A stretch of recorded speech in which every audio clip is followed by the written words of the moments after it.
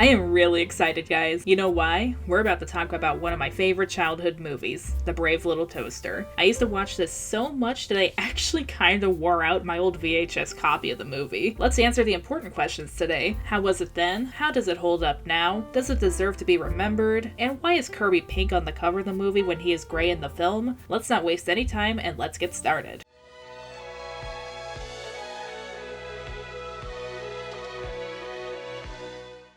Now, while The Brave Little Toaster is categorized as a Disney film, it's more so distributed by Disney, and they gave them a bit of money to get it off the ground, though there are lots of old Disney employees that worked on this film, and Disney did buy the rights to the book. This movie was released in 1987, and based on a novella of the same name, and thank goodness that they made the blanket's appearance cuter, because last thing we needed was more nightmare fuel. We got Deanna Oliver, Timothy Day, Tim Stack, John Lovitz, and Farrell Ravenscroft in the lead roles.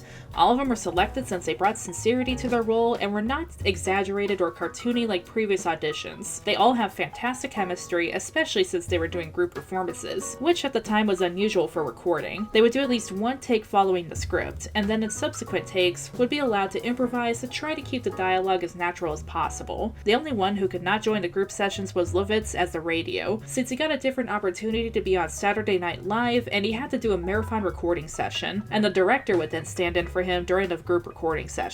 Timothy Day, despite this being his first role, was known as One Take Timmy due to nailing his lines on the first try. When it was released, it was shown at various film festivals, including the Sundance Film Festival. While The Brave Little Toaster didn't win, the judges did tell the director that The Brave Little Toaster was the best film there. However, they thought that if they picked it as the winner, that no one would take them seriously if they picked an animated film as the best film, since this was the first animated film to ever be shown at the Sundance Festival, which is honestly a shame. Unfortunately, it did not get released in theaters, which we can blame Disney for. A studio called Scores Pictures took on the distributing rights for theatrical screenings and wanted to put The Brave Little Toaster on evening screenings. However, Disney had already invested in video and television rights and did not want competition, so they moved the movie's television premiere date and prevented it from being financially successful in theaters, causing Scores Pictures to withdraw their deal. So basically Disney sabotaged them. Reason number 5,432 why Disney is a horrible, useless paperclip of a company. The film ended up premiering on Disney Channel in 1988, and one of the producing companies, Hyperion, entered the film into various festivals and got limited screenings in theaters. So while people liked the film, it was limited by the fact that it was a cartoon trying to tackle some more risque themes, and of course Disney itself. Enough about the history though, let's talk about the film itself.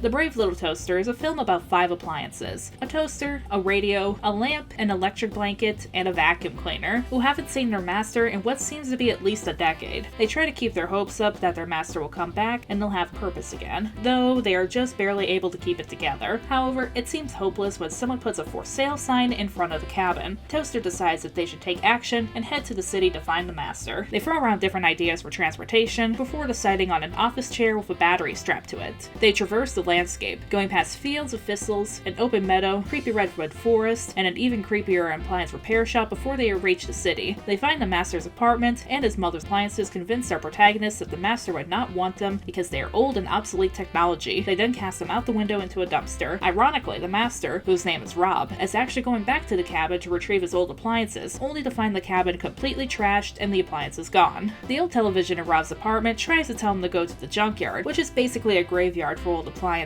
The appliances try to avoid a psychopathic magnet, and Rob does end up finding most of them, but ends up getting pinned on a conveyor belt towards a very brutal demise. But true to the title, the toaster musters his bravery and jumps into the gears, saving Rob and the other appliances. The toaster is able to be repaired, and Rob takes them all to college with him, giving everyone a happy ending. While the story is certainly odd, you do feel engrossed in the story and characters. You kind of forget how odd everything is, and we will go into why.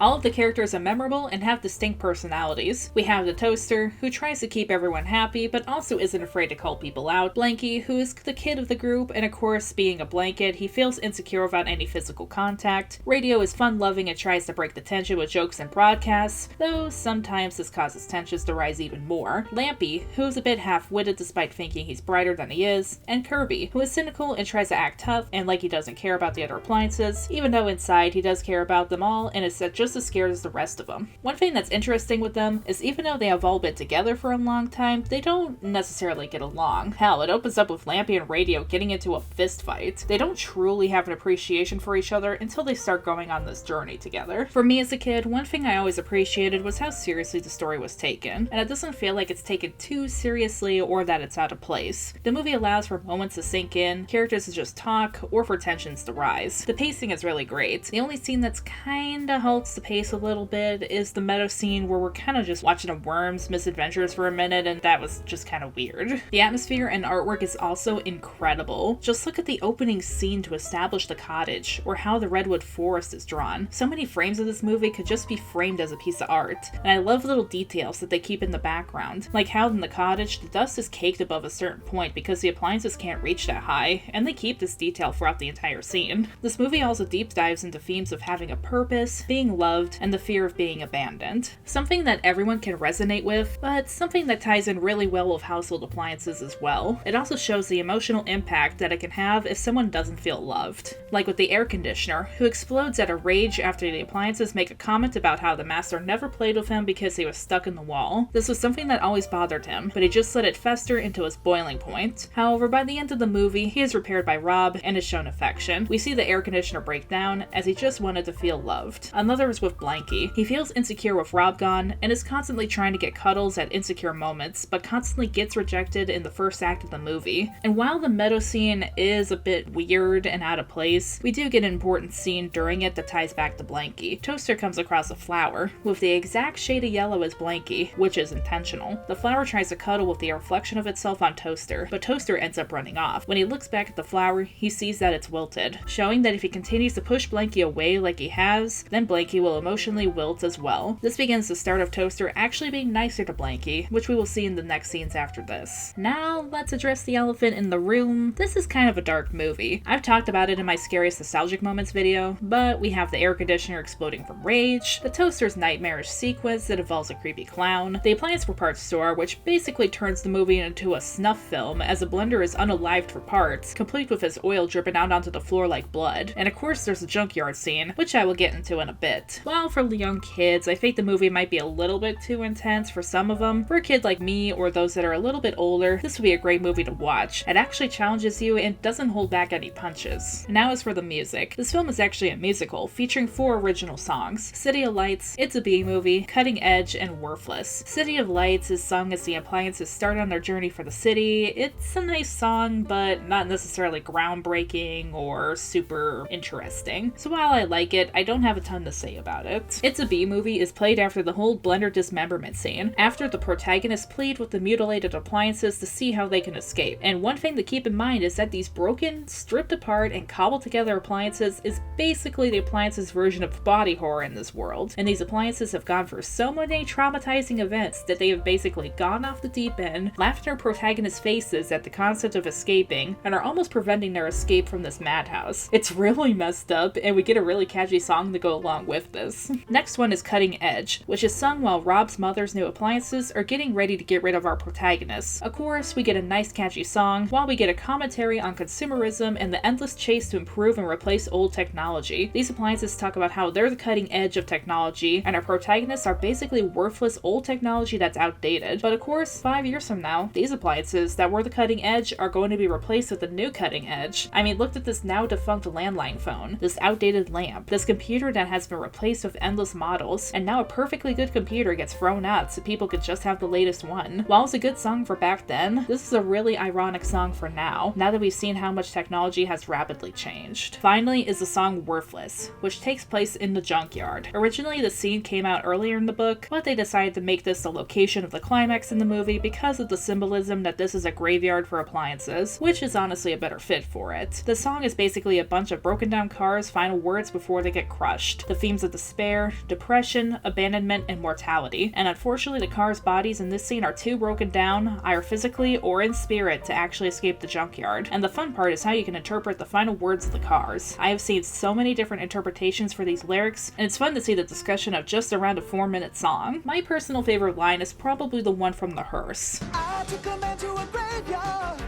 I beg your pardon, it's quite hard enough just living with the stuff I've learned. But honestly, not only did I love this movie as a kid, but I love it now, and there's more in it that I can appreciate now that I've grown up. You can tell that this movie is a labor of love, the animation is fantastic, the songs are great, the voice actors all do an amazing job, and there's both lighthearted and dark moments throughout the movie to keep it interesting. Are there perhaps a couple scenes that could have been cut down a little? Sure. But overall, I really love the movie, and it does deserve to be remembered and passed down. And what's great is that there's absolutely nothing that could ruin this movie for me.